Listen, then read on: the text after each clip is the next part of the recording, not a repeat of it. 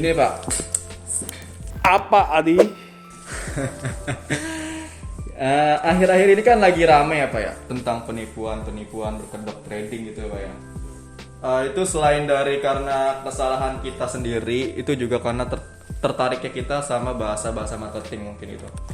Nah ini saya udah nemuin beberapa bahasa-bahasa marketing yang menurut saya kira-kira agak menyesatkan sih. Tapi nggak tahu lagi sih, itu menurut saya aja. Nah mungkin buat Pak Rion yang mungkin lebih ahli gitu, mungkin bisa dijelaskan ini bahasa-bahasa marketing ini yang umum terjadi itu menyesatkan apa enggak sih? Mungkin saya kasih contoh ya. Contoh satu nih. Bahasanya kayak gini Pak. Penghasilan menurun gara-gara pandemi. Daripada lari ke pinjol, coba trading. Modal 140.000 jadi 100 juta bisa loh. Teknik analisanya sudah di-share ya di YouTube aku gitu. 140.000 jadi 100 juta. Itu menurut saya menyesatkan. Nah, menurut Aryo gimana? Oke. Pertama kita kupas dulu namanya bahasa marketing ya. Bahasa marketing itu ya semuanya hampir sama lah. Kalau kita nggak bicara trading ya, kita bicara apapun yang namanya judulnya sudah marketing, maka cenderung bombastis. Ya. Betul. Orang marketing obat juga sama. Itu resmi kan, dibilang pasti sembuh misalnya ya. Kan belum tentu sembuh juga. Betul. Nah, cuma kita perlu mengkaji ya. Artinya mengkajinya begini. Pertama, kita harus cepat nyadar dulu. Oh, ini bahasa marketing nih. Gitu loh, ya. Bukan langsung serta-merta mantep nih. Gitu loh. Jadi ngebedainnya di situ dulu, ya kan? Nah, baru pelan-pelan kita kaji. Misal dalam kasus yang ini. Berapa lama tadi? 140 juta. Dia nggak nyebutin sih. 140.000. Jadi 100 juta bisa loh. Jadi 100 juta bisa loh. Tapi Teknik nggak analisanya dibilang berapa lama. Nggak dibilang. Nah, itulah bahasa marketing ya, yang murni bahasa marketing, tapi dia masih memberikan satu celah. Escape way. Escape way itu maksudnya adalah pintu buat dia kabur. Betul. Kalau dia dicecer orang gitu. Ya kan? Kan gua nggak bilang berapa lama. Ya kan? Kan gua nggak bilang pasti. Gua cuma bilang ini bisa. Betul. Ya toh? Nah, artinya ya itu memang bahasa marketing ya, tapi dia masih memberikan celah. Nah, kita membacanya gimana? Ya kita membacanya ya sambil lalu aja. Bener nggak bisa? Ya mungkin kali bisa. Ada yang bisa kali, gitu kan? Kan dia cuma bilang bisa. Iya, betul. Ya. Nah, kemudian dia juga nggak bilang berapa lama. Bisa jadi kali 20 tahun, 30 tahun kemudian jadi 100 juta. Ya toh? Nah, jadi untuk case yang ini saya kategorikan masih oke lah. Oke lah, masih ada celah lah ya istilahnya. Jadi istilahnya lu yang harus lebih pintar. Kita yang sebagai pembaca yang harus lebih pintar ya. Jadi kajinya. Nggak terlalu gimana lah gitu. Oke. Nah, yang kedua nih Pak, contoh Pak. Kita di sini ada 6 contoh sih. Yang kedua. Trading modal kecil untung sebesar-besarnya bisa ternyata pakai teknik ini. Tekniknya udah di-upload gitu. Oke. Itu sebenarnya hampir sama yang tadi. Ya. Dia masih menggunakan bisa. Nah, kemudian ini lebih fair karena dia menawarkan tekniknya. Oke. Nah, kalau memang kita mau coba tekniknya, bagi saya nggak ada salahnya. Anda pelajarin tekniknya itu gimana. Nah, begitu lu ambil tekniknya, yang namanya teknik kan kalau kita ngomongin trading kan berarti teknik itu ada reason atau parameter. Betul. Nah, parameternya kita coba aja. Kesampingkan masalah yang dia tulis kecil jadi besar, kita kesampingkan dulu. Yang kita ambil adalah tekniknya dulu. Tekniknya kita ambil, terus kita coba. Kalau memang bisa, ya udah lu bisa pakai kan. Ya toh? Nah, yang terpenting di belakangnya ada nggak hidden agenda hidden tuh maksudnya gini. Oh, lu mau teknik ini, ya lu harus join dulu. Atau lu mau teknik ini, lu harus beli dulu sama saya. Nah itu case-nya berbeda lagi ya, karena ada sejumlah cost yang Anda keluarkan ya. Nah memang itu pun wajar sebenarnya, soalnya kan ya namanya gua mau kasih lu teknik bagus, masa gua nggak dapat apa-apa terus tiba-tiba lu pakai, ya itu kan nggak fair juga ya toh. Nah mungkin bisa lebih wise-nya, oke gini deh, boleh nggak tunjukin saya ada satu akun yang memang menggunakan ini. Nah saya mau pelajari dulu historinya, bisa lewat password investor, bisa juga lewat MQL5. Nah dari situ kan kita bisa pelajari apakah benar cara transaksinya, dari polanya kita kan bisa baca tuh, dari polanya ini benar pakai teknik atau hanya orang kebetulan. Ya maksudnya orang kebetulan tuh apa? Oh, tiba-tiba lotnya loncat-loncatan. Nah itu kan berarti dia nggak ada satu keteraturan. Ya, nah artinya kalau kita mau buat kategori lagi, case ini bagi saya masih oke, fair. Fair. Nah, selanjutnya nih Pak. Ini kayaknya robot sih. Trade dengan akurasi 99%, keuntungan per hari 10%, bisa lebih tergantung pasar dan metode robot, minimal modal $50. Ya, oke. Case ini kalau bagi saya di akurasi 99% di dalam industri ini menurut saya sedikit sesat. Ya, karena dia hanya menaruhkan 1%. Nah, risknya menurut saya itu sesat ya. Tapi juga sama, dia memberikan lagi celah, yaitu tergantung apa tadi? Bisa lebih tergantung pasar. Nah, tergantung pasar. Ya, ini kan. Nah, kalau Anda nggak jeli membaca kalimat-kalimat marketing, mungkin Anda hanya akan fokus kepada 99%-nya. Padahal si marketing ini ngasih celah buat dia kabur lagi nih. Ya kan gue udah bilang tergantung pasar. Ya, tapi pada prinsipnya market apapun tekniknya menurut saya yang 99% dan konsisten itu tidak ada. Oke. Parameternya apa? Kalau itu ada, maka saya katakan tidak akan ada lagi edukasi lain.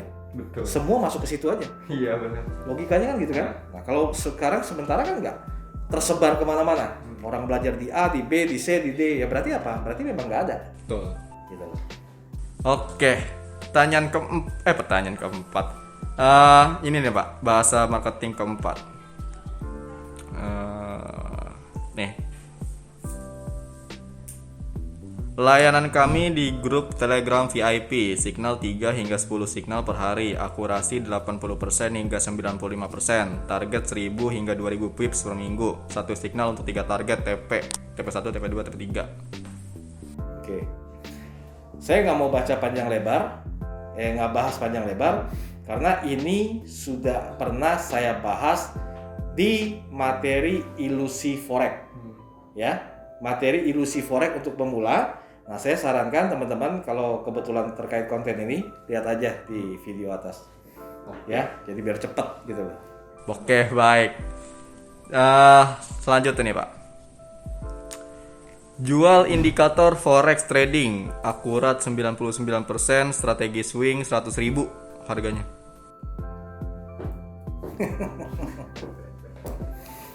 Ya udah, kalau ini saya kasih komennya gini. Berapa harganya? 100.000. 100.000 ya? Iya. Oke. Nanti saya minta linknya aja. Ya, saya minta linknya aja. Nanti saya beli deh itu. Saya beli, nanti saya coba. Ya. Ya kalau bagi trader ya 100.000 dengan 99% ya. Pada akhirnya saya beli sampah. Ya sudah, saya anggap saja. Gak gini loh. Logikanya kenapa nggak dia gunain duit dia buat trading pakai indikator itu daripada jualan 100.000 itu ya kan? Iya nggak sih? Nah, itu sebenarnya ya saya mau ngomong seperti itu kepanjangan gitu loh, ya kan? Makanya saya kasih langsung contoh, ya udah gue yang beli aja deh. Iya juga, baru mikir gitu saya. Ya Oke. kan? Soalnya kan ya benar kan? Satu hal yang sangat bernilai dia jual. Tapi kalau dia mau berpikirnya gini, mungkin dia orang baik, dia pengen jual dapat sebanyak-banyaknya, ya kan, karena murah, tapi bermanfaat bagi orang banyak, ya bisa jadi aja kan. You know? Tapi bagi saya, menurut saya memang dunia trading ini sudah unik-unik. Oke. Oke, terakhir nih Pak. 1 bulan profit 27 juta atau 27% dalam 1 bulan. Signal akurasi 99%. Signal private di pipip sensor. Udah, kalau ini menurut saya ya dia nggak kasih celah kan. Nah, menurut saya sesat. Ya. Karena yang ditulis adalah 1 bulan 27 juta. Ya, 27 juta 1 bulan. Jadi asumsi orang kan, kalau asumsi saya trading kan nggak mungkin cuma 1 bulan. Saya trading pasti maunya berbulan-bulan, ya toh. Nah kalau dia bilang 1 bulan sekian, berarti kan saya boleh dong berasumsi adalah akan terjadi terus, gitu. Dan menurut saya dalam urusan trading, menurut saya ya sekali lagi ya tidak terjadi itu. Itu hanya sebuah bahasa marketing yang cenderung adalah bombastis dan cenderung adalah bisa menjerumuskan bagi orang yang tidak paham gitu loh, karena dia tidak memberikan celah orang untuk berpikir. Nah, tapi kalau orang yang jeli, justru yang seperti ini ya ditinggalkan. Ya, kenapa? Karena kalau kita bicara dunia investasi, dimanapun sama, ya, saya udah sering ngomong. Ada sebuah konsep cara berpikir, yaitu apa? Too good to be true. Ya, too good to be true. Akan terlalu indah kalau itu adalah benar. Saya selalu memegang prinsip itu. Ya, tapi bukan berarti semuanya pasti adalah scam. Ya.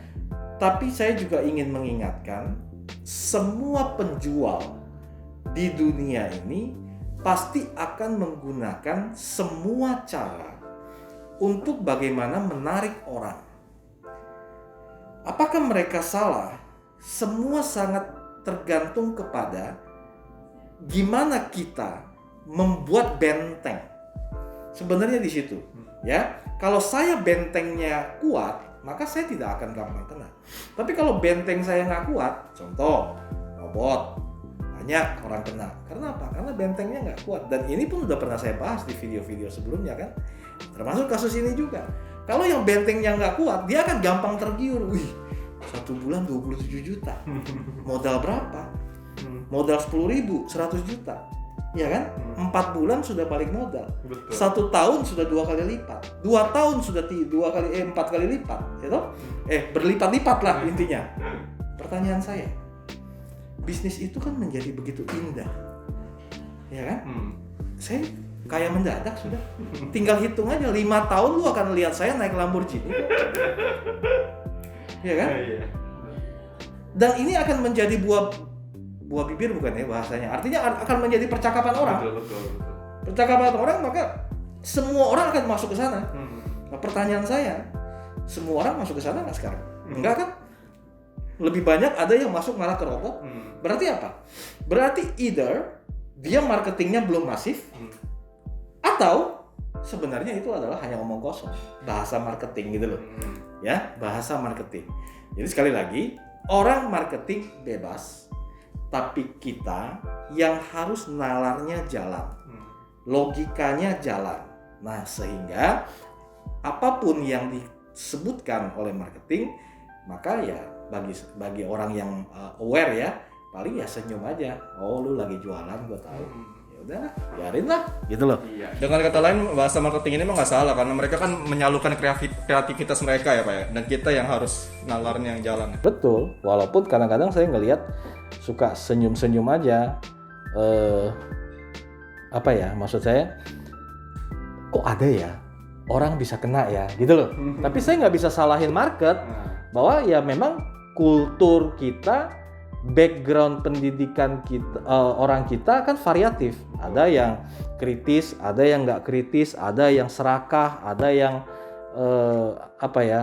maunya cepet kaya tapi maunya rebahan gitu ya. Nah itu kan yang jadi persoalan sebenarnya kalau menurut saya. Jadi ya udahlah, biarin aja orang marketing seperti apa. Maka saya itu di Facebook sebenarnya sering menampilkan tulisan-tulisan sederhana. Sebenarnya saya ingin membuka mindset orang. Ya, misal contoh kemarin saya ada nulis juga. Yang saya tulis adalah apa ya? Jadi intinya adalah saya lupa lagi konten yang mana. Pokoknya adalah, nanti cek aja ya. Saya ada membuat tulisan-tulisan tentang bagaimana bahasa-bahasa marketing segala macam. Ya itulah ya contohnya. Jadi intinya yang bombastis itu pasti ada, tapi lu yang lebih atau teman-teman yang lebih aware lah. Nah kalau misalnya bingung dengan sebuah penawaran, ya bolehlah tulis di komen. Ya, saya akan berikan pandangan yang mungkin Anda nggak keliat gitu, ya. Nah, saya akan kasih gambaran. Oke, baik Pak Aryo. Makasih nih Pak Aryo nih atas jawaban-jawabannya nih. Nah, perlu diingat ya Troopers bahwa setiap bahasa-bahasa marketing itu pasti bombastis istilahnya, dan kita harus pinter-pinter dalam memilah-milah nih mana yang benar-benar istilahnya benar-benar bisa dan mana benar-benar kayak mustahil gitu ya Pak Aryo ya. Oke, mungkin itu aja konten kita kali ini. Sampai jumpa pada video selanjutnya.